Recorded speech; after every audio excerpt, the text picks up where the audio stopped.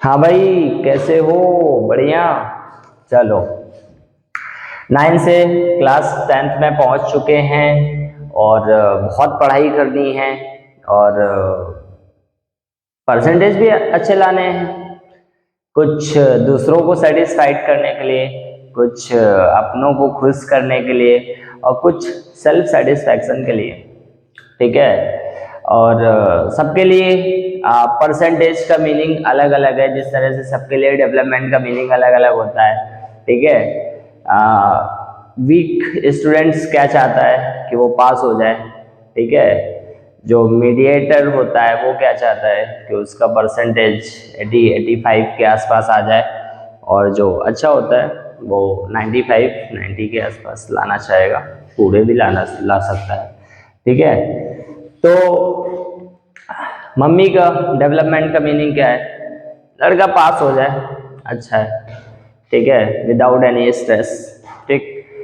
पापा का डेवलपमेंट का मीनिंग क्या है? अबे, लौंडे के 95 से तो नीचे आने नहीं चाहिए।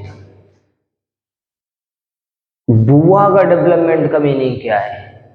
अरे, उनका तो मतलब है कि 99 और 100 के बीच में आए। अरे बुआ जी, जान लोगी का? चलो, अब हम लोग chemical reaction and chemical equations chapter के बारे में पढ़ेंगे। ठीक है।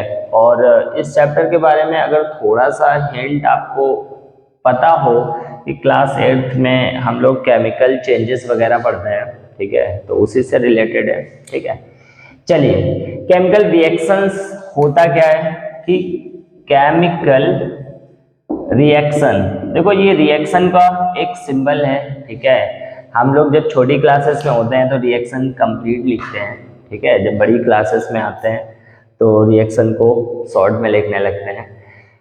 तो क्योंकि छोटी क्लासेस में हम हर सब्जेक्ट की कॉपी भी बनाते हैं, बड़ी क्लासेस में बनाते हैं, वो तो टीचर जानते हैं तुमसे बेटा। ठीक है। तो केमिकल रिएक्शन एक्चुअल में क्या है कि कोई न्यू सब्सटेंस फॉर्म हो, कोई नई चीज बने। ठीक है। वो केमिकल रिएक्शंस से रिलेटेड होता है। ठीक है। अब न्यू सब्सटेंस बनेगा कैसे? नया चीज बनेगा कैसे? अरे, पहले तो कुछ आए ना। ठीक है, रिएक्ट तो हो। तो ये सपोज करो, ये कुछ दो सब्सटेंस हैं, दोनों रिएक्ट हुए। ठीक है। ये कोई न्यू सब्सटेंस फॉर्म हुआ, A react with B to form C. ठीक है। तो अब इनको कुछ ना कुछ तो करना ही था, अपने सेट ऑफ रेगुलेशन रूल तो बनाने ही थे। तो इन्होंने कहा भैया कि किसी भी रिएक्शन में जो लेफ्ट साइड्स के सिंबल्स होते हैं या लेफ्ट साइड पे जो भी रिएक्ट होने के लिए जाता है उसको आप कुछ नाम रखो। तो इन्होंने रिएक्टेंट उसका नाम रख दिया। ठीक है। जो न्यू सब्सटेंस फॉर्म होता है तो इन्होंने कहा उसका भी कुछ नाम रखो, तो इन्होंने प्रोडक्ट रख दिया। खाली बैठे थे, इनके पास कुछ काम नहीं था लड़कों को परेशान करने के अलावा। ठीक है। रिएक्टेंट से प्रोडक्ट बन गया। ठीक है। हमें भी समझ में आया और शायद आपको भी आया। ठीक है, कि रिएक्टेंट्स जो होते हैं रिएक्ट होते हैं, कुछ न्यू प्रोडक्ट फॉर्म करते हैं, दैट इज द प्रोडक्ट। ठीक है। अब जैसे हमने एक स्टेटमेंट लिखा, ए मैग्नीशियम रिबन बर्न। ठीक है।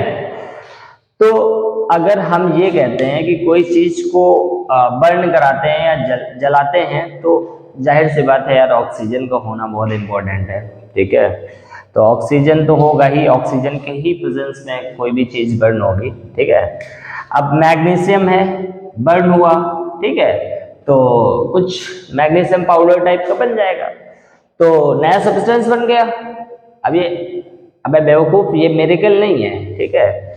जलने के बाद इंसान भी कार्बनी बन जाता है। इंसान की भी बॉडी ऑलमोस्ट दुनिया में हर चीज मोस्टली कार्बन की ही बनी हुई है, क्योंकि सबको जल के काला ही होना है।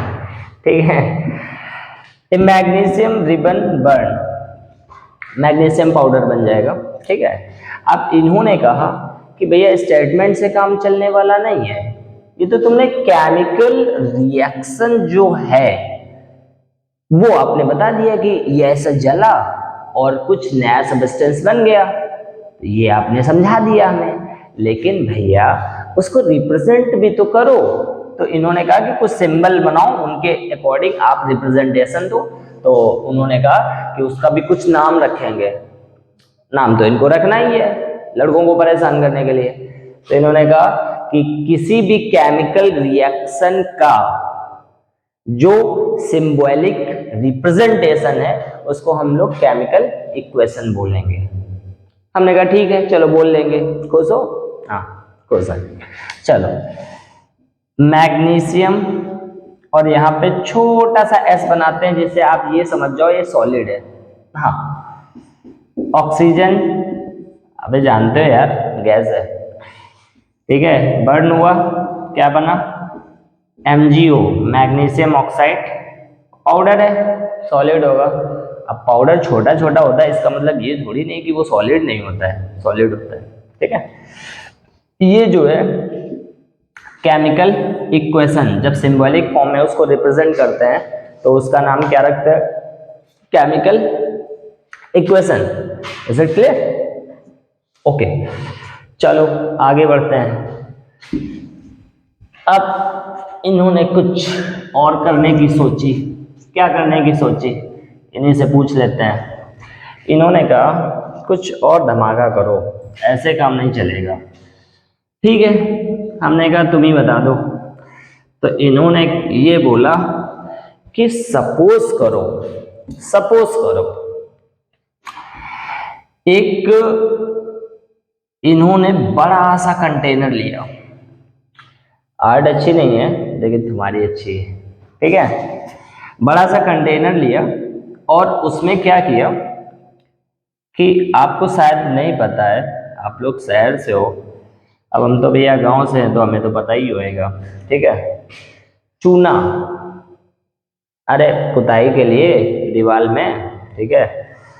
तो हाँ, अरे भैया कुछ नहीं हो सकता है, मेरा बहुत टेंशन है यार, ठीक है। चूना, अब इन्होंने कहा भैया ऐसा नहीं है यार, अपन लोग केमिस्ट्री पढ़ रहे हैं तो इसका केमिकल ही नेम बताइए, ऐसे काम नहीं चलने वाला है। चलो हमने चूना बताया, इनको समझ में नहीं आया, हमने कहा चलो केमिकल नेम बता देते हैं। तो केमिकल नेम क्या होता है? Calcium oxide. क्या होता है? Calcium oxide. और केमिकल फॉर्मूला क्या होता है? CaO। क्या होता है? CaO, ठीक है। इसका कॉमन नेम भी होता है क्विक लाइन, इसका क्या है? कॉमन नेम, ठीक है। अब इन्होंने कहा कि इसमें कुछ डालो, वाटर।